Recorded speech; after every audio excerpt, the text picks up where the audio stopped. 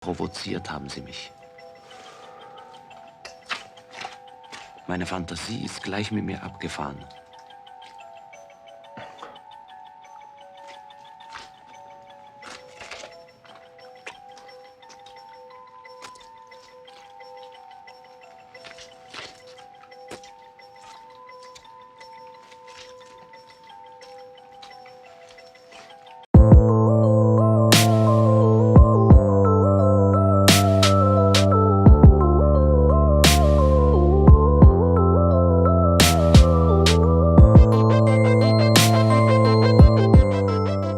Angst is an Austrian serial killer film that came out in 1983 that's directed by Gerald Cargill.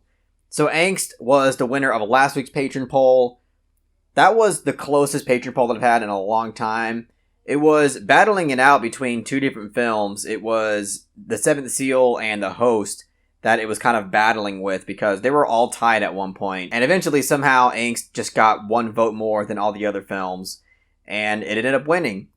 And obviously, I wasn't upset by this because this is a film that I have heard about for quite some time, and it's obviously one of those disturbing serial killer type films, which I'm obviously on board with. For those who follow this channel, you know that there's pretty much not a single film that I won't give a try. I mean, I've even given a Serbian film a try, and obviously I fucking hated it, but I at least gave it a try. But I have to start off saying this about the film. I think the thing that I admired the most about this film coming out of it was its interesting and stylistic use of cinematography. Because it has this, there are many moments where you get this really up-close perspective of the serial killer, which by the way is played by the actor named, I'm gonna look it up real quick. Erwin Leder is his name, and this guy was also one of the other things that I think I like the most about it. I think I like the camera work more, but this guy's performance is also something that really sells this film and makes it engaging from start to finish. But before I talk about that, the use of the camera in this film feels really up close and personal. It feels really intimate and not in really the most comfortable way because this is quite an off-putting film. I wouldn't say that it was traumatizing or that it disturbed me. I'm sure there's tons of people out there who will find this film absolutely disturbing and disgusting. I personally didn't really find it that way, even though the content is definitely there. And I think it's just because of the overall execution of it. But before I get off track again, yes, the camera work definitely has its own sense of style to it. That, again, I think is intentionally trying to, kind of feel like you're on this awful, disgusting journey with this serial killer. And I think some of my favorite shots in the film were these shots that kind of had this, like, attached fixed like GoPro type of camera angle, even though obviously GoPros didn't exist, but it kind of had that like fixed uniform kind of sense to it that like wherever he moved it would just kind of move with him. But I don't know how they really achieved that because there's also like in one take the camera will just like swoop around his whole body, and his camera work like that made this film a really visually engaging film. And again, kind of made it feel a lot more personal from start to finish. But you could tell that not only is it that approach, but pretty much every scene of this movie, you could tell that the filmmaker or the director of photography essentially thought about the way he wanted to place the camera and the way that he wanted to move the camera, depending on the kind of feeling or context that was presented in every scene. And I really admire that. I truly admire films that put mountains of thought into every frame of the film. And I think this film is a clear example of something like that. But to move on to the second most admirable thing about this film, which is the acting, the lead actor in this film, Erwin Leder, is really incredible in this film. Just the amount of devotion that he just poured into this film. Because not only does he just have to really embody this maniacal type of psychopathic role that requires him to really go down deep with his facial expressions and just overall just awkward and just off-putting vibe that he has to just reek of throughout this entire film. But he also has to like do a lot of manual labor and a lot of like athletic kind of stuff in this film because he runs all over the place in this film. He's dragging like these heavy bodies throughout this entire film as well that, I mean, had to be really strenuous on him because That shit does not look easy, and I highly doubt that they use like these light doubles or these light dummies for him to just pick up and drag all over the place. And it seemed like a lot of hard work, and I just really admire the amount of dedication this guy put into this role. And he was really convincing as just this disgusting, unempathetic, psychopathic dude. But one thing about his character that I thought was quite interesting is, yeah, he's obviously a serial killer, but he's a bit different from most serial killers that I've learned about, because this guy doesn't really care about being caught. And I mean that in the sense that he could really give a shit less if he gets caught and goes to jail. And it seems like he really just wants to get off on his psychopathic, thrill-seeking arousal and bring to life his dark fantasies. And that's all he cares about doing, is living in that moment and just releasing all of that pleasure.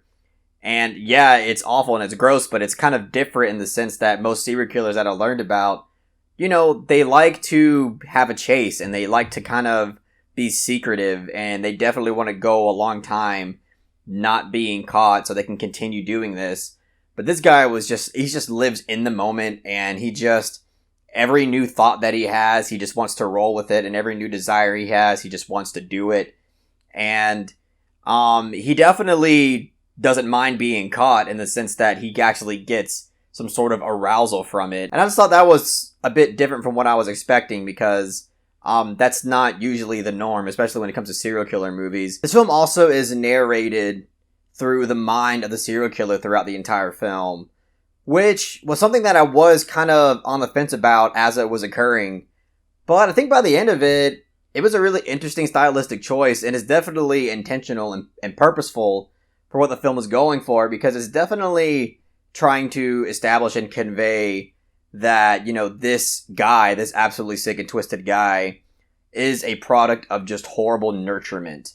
And it's not like this guy was just born into being just like this crazy, disgusting fuck, but he was obviously through horrible and twisted upbringing experiences, this is the product that we get. And I like how that was conveyed to the audience through the narration. But I will say that this is a pretty simplistic film. This isn't something that I think is going to be all that insightful to most people. I mean, it is insightful to a certain degree, but I guess I personally didn't really get that much out of it. I mean, it's interesting and unique for sure, but it's not something that I found to be all that insightful. And I'm sure that's subjective, because there's going to be plenty of people coming out of it saying that, oh, they just got so much out of this film. But for me, I just thought it was an engaging, simplistic film. And it luckily has an excellent performance from the main actor, because I feel like if it didn't, this film wouldn't be nearly as impactful, no matter how awesome the camera work is. Because in my opinion, the main actor in this film is really the only strong actor. Because everybody else in this film, especially the victims, I don't know if it's really their fault or if it's the directing, but they're all very tame, and some of it comes off like a little unbelievable in the sense that they're not really reacting and fighting as hard as they should be for their lives. I mean, maybe it's an intentional choice to try to convey something about human behavior or something, I'm not sure. But for me, it was something that was kind of taking me out of the film a little bit, and was something that, again, in terms of execution, made it to where, like, I really didn't find it all that disturbing. Because A Clockwork Orange came out, like, 10 years before this, and I feel like the way it portrayed, like, this type of awful serial killing type stuff was a lot more disturbing and a lot more off-putting, and definitely something that was more traumatizing. But it is kind of unfair to be comparing this film to a Stanley Kubrick film, but I just thought I'd make the comparison just as a reference point. But one other thing about this film that I actually really enjoyed, but then at moments thought it was a bit unnecessary, was the score. Because it has this really 80s score to where you know this film was made in the 80s. And there's nothing inherently wrong with that, because when you have a film like Scarface that also kind of has that thing to where when you're watching it, you're like, holy shit, this film is 80s as fuck. With this film, it also kind of has that charm to it, to where it doesn't take you out, but you just are wrapped in this whole era, and you're really admiring it more than you're disliking it. But there are moments to where I think even the 80s score choice could have been a bit different, because there's times like in the scenes where he's just kind of roaming around the house and, you know, trying to hide, then deciding whether or not he wants to lash out. You kind of have this more like ambient, off-putting synth noise that I thought was really effective. And then you have some moments that are a bit of the opposite, that have this poppy 80s style track to it, where even in really disturbing moments, sounds like this. And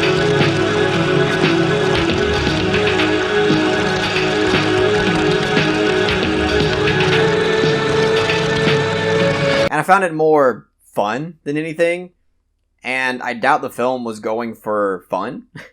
But that's a bit of a nitpick, even though I do consider scores to be incredibly important to filmmaking. But I think overall the score does work, and I think that it still does have that 80s charm to it that doesn't necessarily take me out, at least for the entire film. That maybe has a few moments where it does. But overall, I do think it's effective. But either way, I still think this is an engaging film to start to finish. I think the lead actor here is quite stunning, and just the bravery and devotion that he put into this role is really admirable. The cinematography in this film is also really unique and stylistic, and was also another thing that really had me hooked from start to finish.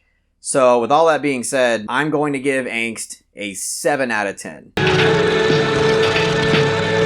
Yeah, I still recommend this film. I think it's a pretty solid film. It's also on Prime, so if you can't find a way to watch it, it's free on Prime. If you have Prime. If you don't have Prime, then it's not free. But it's there if you want to watch it. Anyway, that's all I got to say about Angst. If you really enjoyed what I had to say about the film, please give this video a thumbs up and share it amongst your friends. And don't forget to subscribe to the channel to be updated on more film-related content.